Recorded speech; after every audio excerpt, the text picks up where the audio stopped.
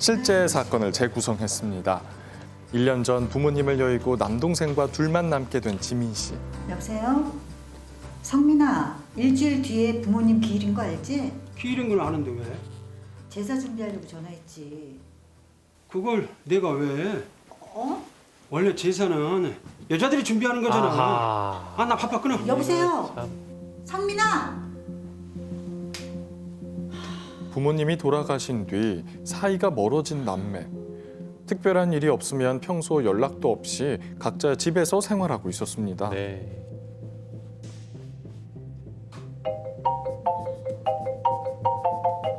여보세요? 당신이에요? 저녁 준비 다 됐으니까 얼른 네? 외제차를 들이받아서 물어줘야 된다고요? 아, 남편의 교통사고로 갑자기 목돈이 필요해진 지민 씨. 전업주부이기에 돈을 마련할 곳이 마땅치 않습니다. 쉽지 않죠. 고민 끝에 돈을 빌리기 위해 어디론가 찾아온 지민 씨. 과연 이곳은 어딜까요?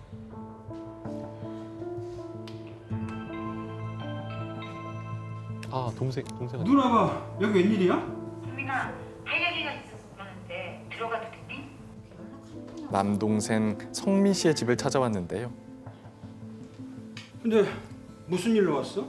그게 다른 게 아니라 쉽게 돈을 빌려달라고 말하지 근데 못합니다. 그렇게 뜸을 진짜 들여. 남매 사이. 혹시 2천만 원만 아, 빌려줄 2천만 수 원. 있니? 큰 돈이다. 뭐? 2천만 원? 그이가 사고를 쳐서 무슨 사고를 쳤길래 2천만 원이나 달라고 그래? 퇴근하다가 외제차를 심하게 받았는데 내가 지금 돈이 있어야지. 돈은 되는 대로 갚을게. 지금 당장 내일 2천만 원이 없어서 나한테 빌리러 왔으면서 금방 갚는다고? 내가 그 말을 어떻게 믿고 돈을 빌려줘? 이 남매 사이에 단호히 거절하는 아하. 남동생에게 누나 말좀 무릎까지 들어줘. 꿇고 마는 누나. 예. 너한테밖에 돈 얘기할 사람이 없어서 그래. 어? 나도 없으니까 돌아가. 아이고. 성민아 제발. 어? 아 진짜 나도 없다고. 돈이 없으면 어쩔 수 앞으로 없죠. 돈 얘기할 거면 연락도 하지 말고 빨리 가. 아, 이제 너무 야박하시네. 그러니까 못 빌려줄 수 있는데 너무 예. 결국 남동생에게 쫓겨나고 마는데요. 며칠 후 결국 외제차 수리비를 구하지 못해서 다시 한번 성민 씨의 집을 찾았습니다. 참 급하신가 보다. 다시 찾았어. 문이 열려 있네. 성민아. 성민아. 집 안에 들어서니 성민 씨 목소리가 들리는데요. 아 진짜 목소리를 따라 가던 도중 듣게 된 남동생의 전화. 그때 며칠 전에 돈 빌리러 찾아왔었다니까.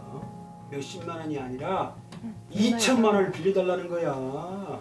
염치도 없이. 뭐 아파트? 누나는 꿈에도 모를 걸. 부모님이 아파트 2채 나한테 어? 빌려준 거. 생각할수록 바보 같지 않아? 뭐? 아파트? 이런. 뭐? 누나가 여기는 어떻게? 아파트가 한 채 더 있다며. 그게 무슨 이게 소리야? 무슨 이제 얘기인가요? 물려준 거 몰랐어? 이거 말고 한 채 더 있다며. 부모님이 나한테 아니, 물려준 제사 거지. 준비도 제대로 안 하는 아들한테. 누나가 알고 있는 줄 알았지. 누나 거는 없으니까 무슨 일이야? 꿈도 꾸지 마. 불만 있으면 부모님한테 가서 따져. 부모님 지금 내게 없다니? 그게 무슨 소리야? 말 그대로지 말 그대로. 부모님이 우리한테 남겨준 건데 내게 없다니. 우리 말 제대로 합시다. 우리가 아니라 내 거겠지. 나한테 물려준 거지. 뭐? 지민 씨가 다그치자 서랍에서 무언가를 찾는 남동생. 설마 저건 이게 뭐야? 부모님 유언장. 유언장. 진짜? 남동생이 내민 건 부모님이 남긴 유언장이었습니다. 부모님 왜 그러셨? 여기 보세요. 아파트가 누구 앞으로 되어 있는지. 전 재산을 남동생에게 남기겠다는 내용의 유언장. 엄마 아빠가 다 부모님이 어떻게 나한테 이럴 수 있어? 어떻게 나한테 다 줄 수 있냐고? 서운하다 서운해. 받아들일 수 없어. 인정 못해. 인정 못하면 어쩔 건데. 이 유언장이 증명하는데. 무효야. 무효라고. 과연 딸의 몫은 없는 건지 모의 법정에서 알아보겠습니다. 예, 이런 경우가 심심치 않게 분명히 있을 것 같습니다. 이철 변호사님, 실제로 이런 사례들이 있죠? 아주 많이 있습니다. 아주 많이 있나요? 요즘엔 좀 덜하긴 한데 예전에는 너무 많았어요. 아. 특히 이제 가부장적인 그런 생각을 갖고 있는 계신 분이 많아서 아들한테만 전 재산을 주고 아하. 뭐 딸한테라든지 뭐 다른 자녀들한테는 한 푼도 안 주는 경우가 종종 발생합니다. 예. 그럼 저렇게 유언장에서 딸을 제외하면 딸은 못 받는 거예요, 그러면?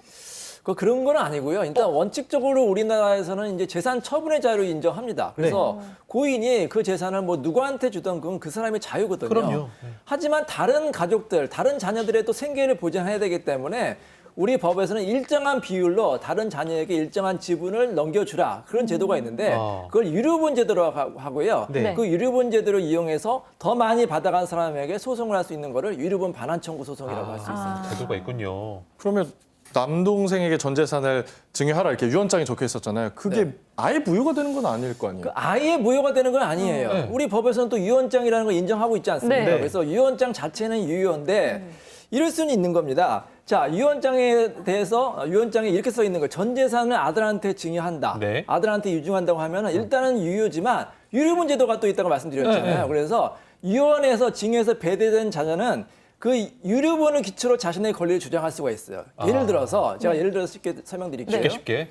10억 원의 재산이 있는데 네. 아들이 있고 딸이 있는데 네. 원래대로 하면 5억씩 나눠가는 게 법의 취지죠. 반반, 5억씩. 상속제도는 아들, 딸 평등하니까. 네. 근데 아버지가 전 재산 10억 원을 아들한테만 준 거예요. 네. 그러면 딸은 너무 억울하겠죠. 억울하죠. 자신의 5억을 못 받았으니까. 그래서 5억 원을 다 청구할 수 있는 게 아니라 5억 원의 절반인 2억 5천만 원을 오빠한테 청구할 수가 있습니다. 이게 유류분 제도거든요. 그래서 유류분은 자신의 상속분 전부를 청구하는 게 아니라 절반. 2분의 1인 절반을 청구할 수 있는 게 유류분 제도입니다. 아, 그렇군요. 반에 반은 청구할 수 있는 거군요. 근데 이게 만약에 이거를 이인철 변호사 이야기를 늦게 들었어. 어떤 사람이 네. 내가 받을 게 있는데 네. 이거는 언제까지 그러면 이게 유효한 겁니까? 우리 시청자분이 이 방송을 언제 보느냐가 정말 중요한데요. 왜냐하면 제가 상담 전화를 많이 받는데 예전에 아버지가 그 오빠한테 큰아들한테 어떤 땅을 물려주셨는데 그 땅이 지금 개발이 돼서 원래 1억 원짜리인데 10억 원이 들어간 10배가 거예요. 됐어. 네. 그러니까 이제 딸이 억울해서 좀 찾아달라. 네. 막 상담을 하다 보니까 제가 이제 마지막에 여쭤봤거든요.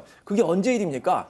20년 전의 일인데요. 그거 안 돼요? 안 됩니다. 아, 안 되는구나. 이게 기간이 있습니다. 유류분 청구는요. 네. 이 사실을 안 날로부터 1년, 발생한 날로부터 10년 이내에 청구하셔야 돼요. 그래서 아무리 늦어도 10년 이내에 청구하셔야지 10년이 지나면 청구할 수가 없거든요. 혹시 방송을 듣고 계시는 분은 계산해 보셔야 돼요. 이게 만약에 10년이 안 됐으면 10년. 빨리 청구가 가능하지만 10년이 지났으면 청구가 어렵습니다. 그렇군요.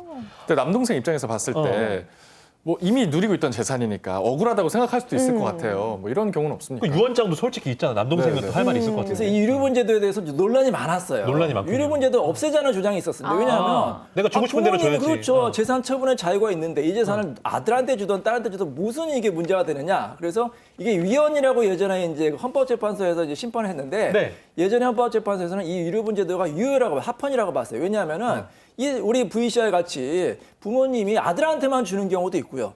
또 심지어는 부모님이 꼬드겨가지고 제3자한테 주는 경우도 있어요. 뭐 어떤 이성이 막 꼬셔가지고 그런 경우에 다른 유가족을 유일하게 보호할 수 있는 제도가 유류분 제도거든요. 그래서 아직까지는 합헌인데 이게 지금 다시 헌법재판소에서 이제 지금 심사 중인데요. 제 개인적인 사견은 유류분 제도는 우리 VCR 같이 다른 가족을 보호할 수 있는 마지막 장치이기 때문에 아직은 유지할 필요가 있다고 생각이 듭니다. 네. 그러면은 유언장을 작성하는 입장에서 좀 신경 써야 될 주의해야 할 부분이 있을까요? 어떻게 잘 써야 되나? 반드시 자필로 작성하셔야 됩니다. 자필. 컴퓨터 이런 거 안 되고. 이렇게 이제 워드나 컴퓨터로 쓴 다음에 나중에 도장만 찍으면 안 되고요. 반드시 본인이 자필로 작성하시거나 아니면 공증을 받으면 돼요. 공증 사무실 가서 유언 공증을 받으면 유효하게 작성할 수가 있습니다. 알겠습니다. 아무쪼록 좀 나눠주실 때 좀 공평하게 아니면은 다 쓰시는 것도 뭐 이렇게 분쟁을 막는데 도움이 될 것 같습니다. 오늘 유언 상속과 관련된 여러 가지 이야기 잘 들었습니다. 고맙습니다. 고맙습니다.